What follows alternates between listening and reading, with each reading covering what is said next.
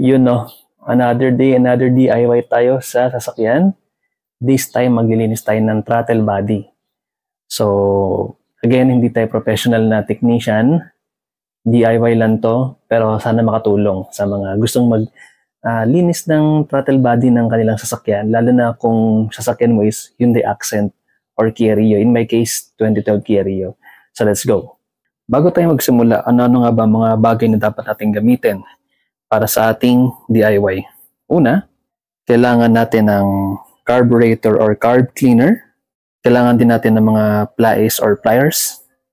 Kailangan din natin ng mga wrench or, eto, in my case, ratchet na wrench with socket. Itong sunod optional pero maganda na rin na meron para protection sa kamay. Gloves. Pero madalas di ako gumagamit niyan. At panghuli, kailangan niyo sarili niyo. Kailangan buong yung loob, tapos tiwala sa sarili para magawa ninyo yung inyong DIY. So, saan ba located ang throttle body ng Hyundai Accent or in our case, Kia Rio?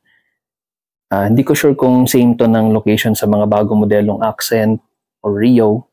Pero, sa case natin, dito located yung ating throttle body. Ayan siya. So, paano natin sisimulan yung ating project? Ano yung mga bagay na una natin dapat gawin? Una, kailangan natin tanggalin yung ating battery.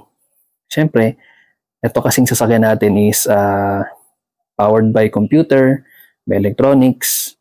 So, para maiwasan yung problema sa, let's say, magkaroon ng check engine or magkaroon ng problema sa kanyang mga sensor, highly suggest na tanggalin mo na yung battery.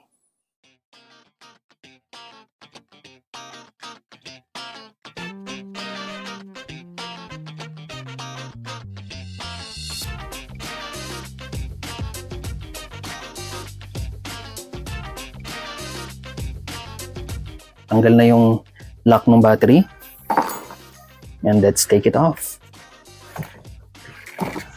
After natin tanggalin yung battery, next na tatanggalin is itong ating air filter.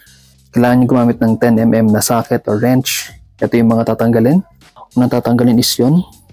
Next naman is ito. At yung isang yun.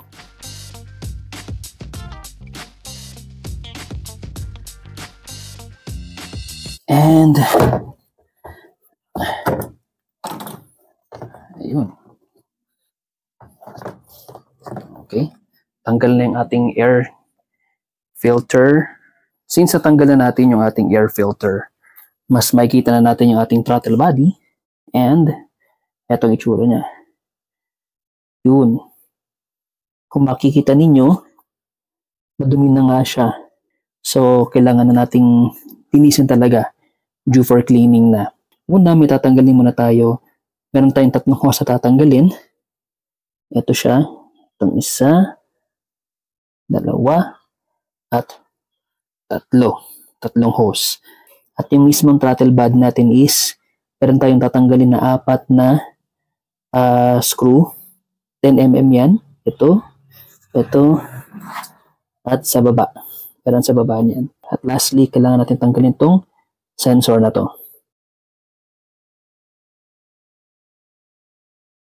Ito, natanggal na yung sensor niya.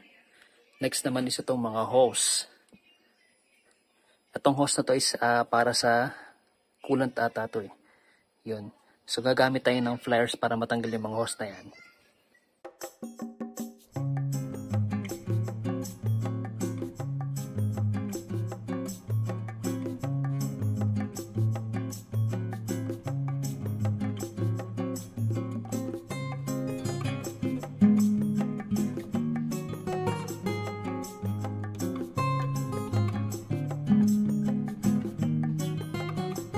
Okay, so tanggal ko na yung hose dito at dito.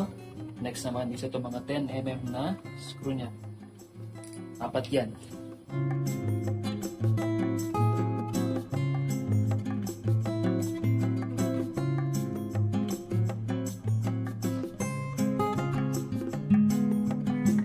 Okay, at ayan, natanggal na natin yung ating throttle body. And as you can see, talagang madumi siya. So, yeah. let's start the cleaning process na para malinis natin itong ating throttle body. Okay, next ating gagawin is gamit tayo ng card cleaner at malinis na basahan para linisin yung ating throttle body.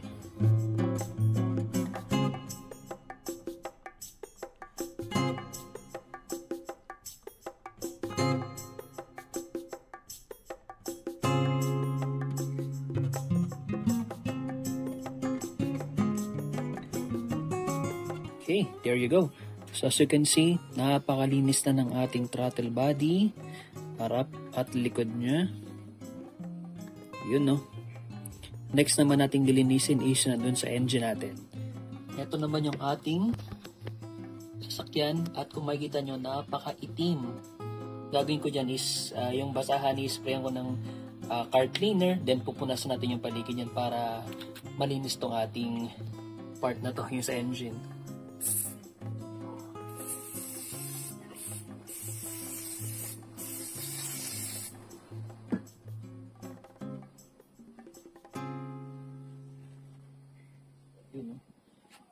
Napakadumi.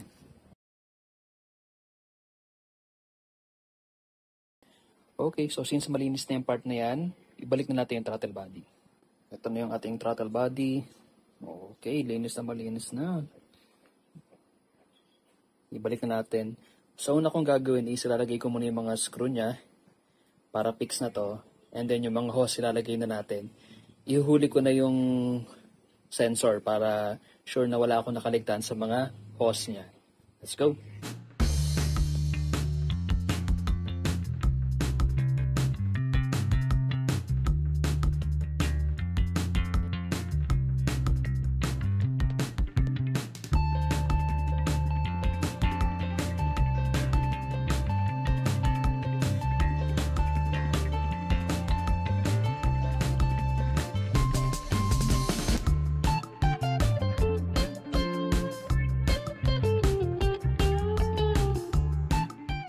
Okay, so ayan, nalagay ko na yung air filter, na-screw ko na everything.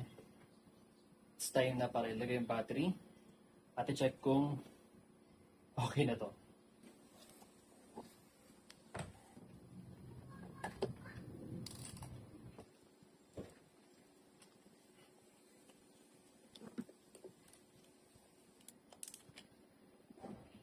Okay, so ayan, nabalik na natin yung battery, air filter, at yung ating malinis na throttle body.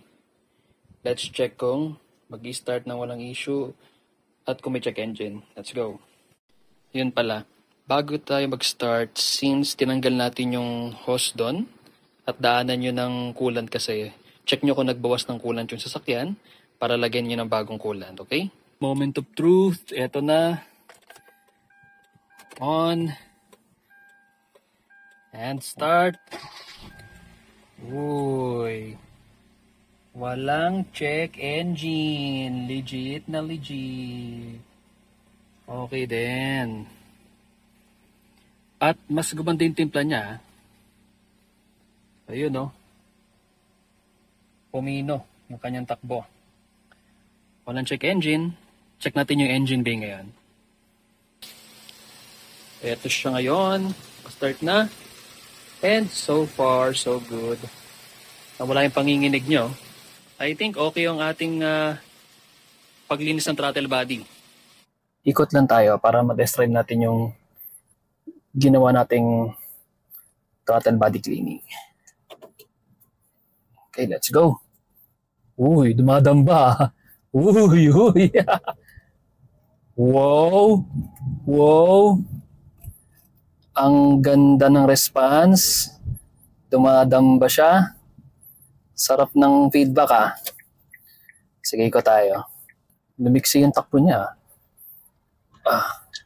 Naninibago ako.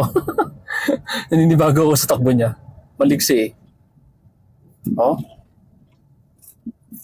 Nawala yung, well, okay naman yung takbo niya before, pero mas naging maliksi siya ngayon.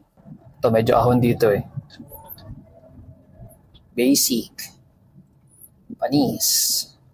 So, feedback ko sa kanya, mas gumanda yung kanyang response, mas naging maliksi siya. Hindi man sagap dito sa camera, pero yung feel talaga, yun talaga yung magsasabi. At so far, konting tapa ko lang sa gas niya, talagang dumadamba siya eh. Ideally, mas magiging efficient siya pagdating sa gas consumption and mas magandang kanyang performance, which is evident na evident naman sa performance niya ngayon. Panalo yung feedback ko sa kanya, maganda. Lakas, may sarili siyang hatak. Yun talaga yung naninibago ako sa hatak niya eh. May hatak siyang nakaka-lean back eh. Which is nakakatawa. Maging baliksi siya eh. Wow, nakakatuwa. Ang liksi niya ngayon. Astig. Okay, so dito na tayo. So ilan naman, ang kagandahan doon is meron na naman tayong natutunan, nakatipid na naman tayo. At syempre, meron na naman tayo na DIY. So sana makatulong to. Sana makatulong tong video na to sa mga car owners ng Kia Rio at hindi Accent din. So yun lang naman. As always, stay chill!